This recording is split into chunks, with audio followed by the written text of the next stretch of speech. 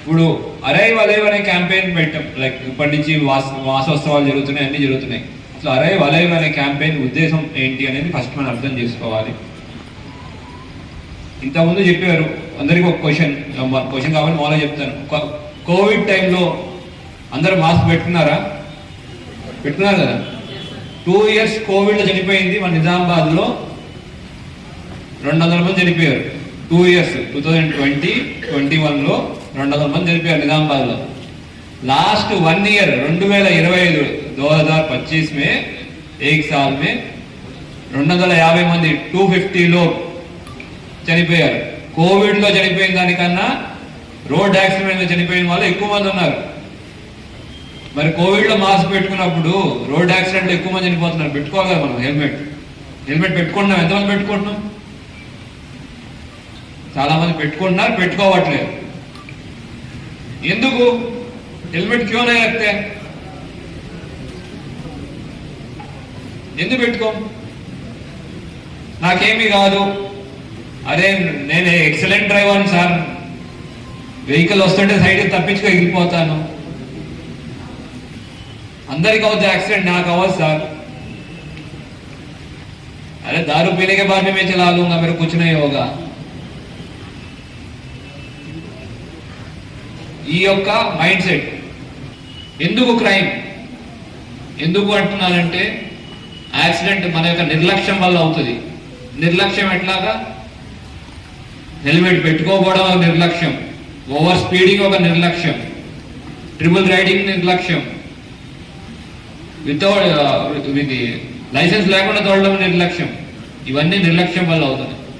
మీరు మిమ్మల్ని చూసి నలుగురు నేర్చుకోవాలి అనే ఉద్దేశంతో మిమ్మల్ని తీసుకొస్తాం. ప్రతి ఒక్కరి ఇంట్లో ఎవరొకరు వెయిట్ చేస్తుంటారా లేదా? ఇంటికి వెళ్ళేదానికి ఎవరు వెయిట్ చేస్తారు? మీ ఇంట్లో భార్య పిల్లలు వెయిట్ చేస్తుంటారు, కొంతమందికి అమ్మాలు వెయిట్ చేస్తుంటారు, కొంతమంది చెల్లెలు, అన్నలు, తమ్ముళ్ళు వెయిట్ చేస్తూ ఉంటారు.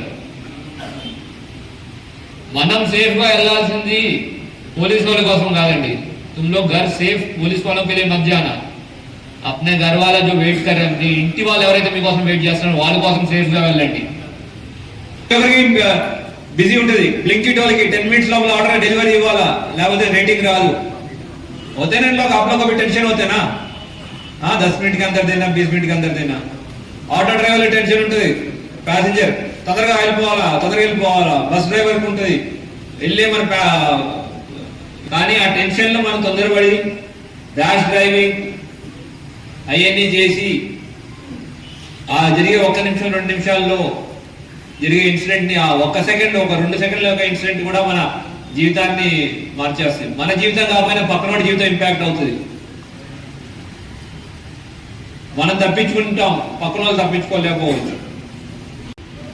ఒకసారి వెహికల్ ఎక్కే ముందు ఈ 3 విషయాలు గుర్తుపెట్టుకోండి. కార్ ఎక్కుతున్నారా, సీట్ బెల్ట్ వేసుకుంటాను, లేదు బైక్ ఎక్కుతున్నానా, హెల్మెట్ వేసుకుంటాను. రెండోది స్పీడ్ వద్దు, మూడోది మొబైల్ కాదు. మొబైల్ వస్తే మొబైల్ మాట్లాడాలంటే సైడ్లో మాట్లాడతాం. ఇప్పుడు గిగ్ వర్కర్స్ అంతా మొబైల్ మీద డిపెండెంట్ వాళ్ళకి కూడా ఈ ఆల్టర్నేటివ్స్ వచ్చినాయి. సో అవన్నీ చూసుకోవాలి. సో ఇట్లాంటి ఇనిషియేటివ్ తీసుకుని మనం అందరం మన రోడ్ సేఫ్టీగా, మన ఇంటి సేఫ్గా వెళ్ళాలనే ఇనిషియేటివ్తో మా డీజీ సార్ తీసుకున్నారు. ముందుగా సార్కి మనం కృతజ్ఞతలు చెప్పుకుందాం. అట్లానే ఇక్కడ వచ్చిన వాళ్ళందరూ ప్రతిజ్ఞ తీసుకుందాం. ఇప్పుడు ఒక ప్రతిజ్ఞ ఉంటుంది, ఒక ప్లెడ్జ్ ఉంటుంది, एक शपथ लेते మనం రోడ్ని సేఫ్ చేసుకోవడానికి, రోడ్ని సేఫ్ ఉంచుని మనం ఇంటికి సేఫ్గా వెళ్తామని ప్రతిజ్ఞ తీసుకుందాం.